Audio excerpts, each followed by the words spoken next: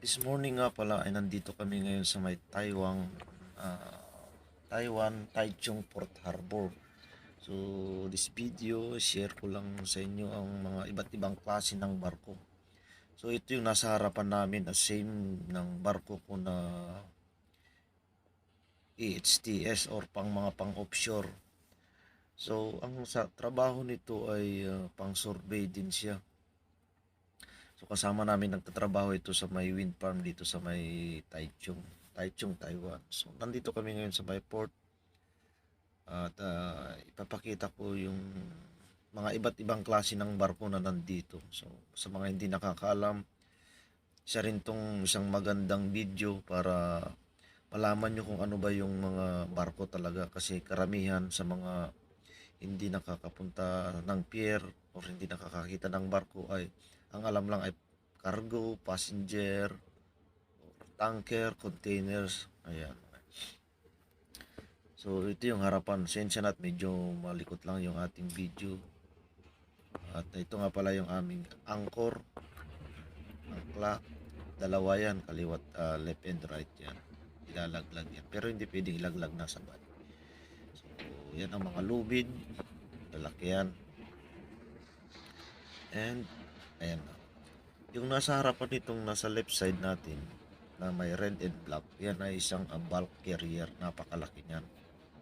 So, less than 400 meters yan ang haba niyan. And ito naman yung isang klase ng barko. Ayan. Mayroon siyang tatlong propeller pero hindi nakasayad sa tubig.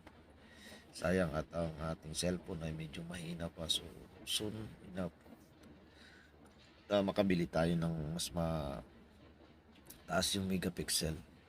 So, ayan. Kita nyo yung propeller, di ba? Kasi ito ay isang klase ng barko na may legs, yung umaangat siya. Kaya yan siya nakaangat. So, parang jack up birds yan. May paa yung barko.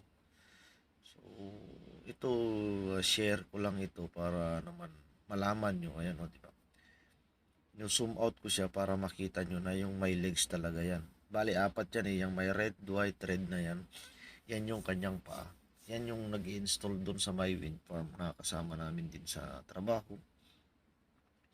And nandito rin sila for loading, refueling, materials.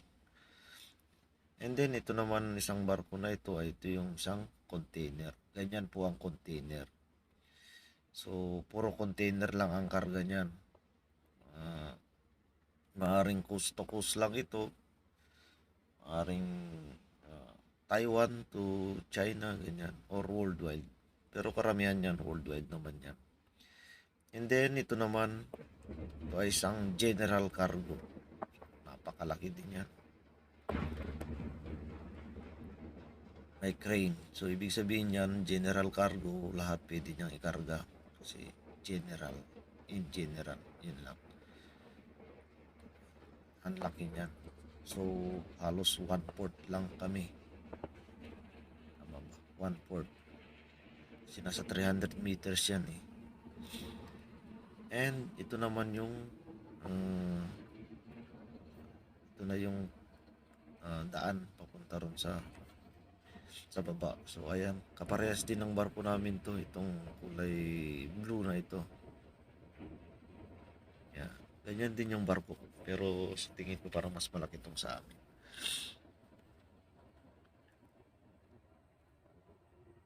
So, ayan. Punta na ako sa baba kasi anong oras na rin, off duty ko na. Panggabi kasi ako. Kaya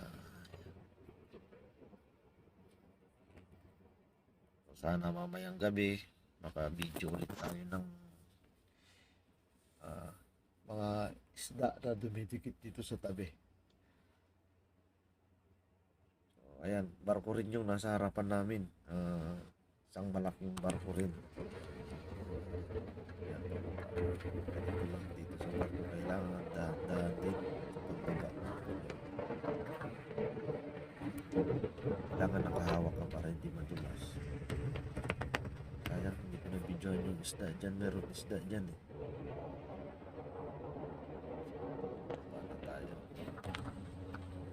lang, share ko lang din sa mga nakakapanood o na hindi nakakakita ng barko. Dagdag kaalaman din. So,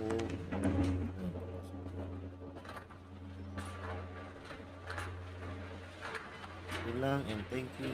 God bless. See you in my next vlog. Bye-bye.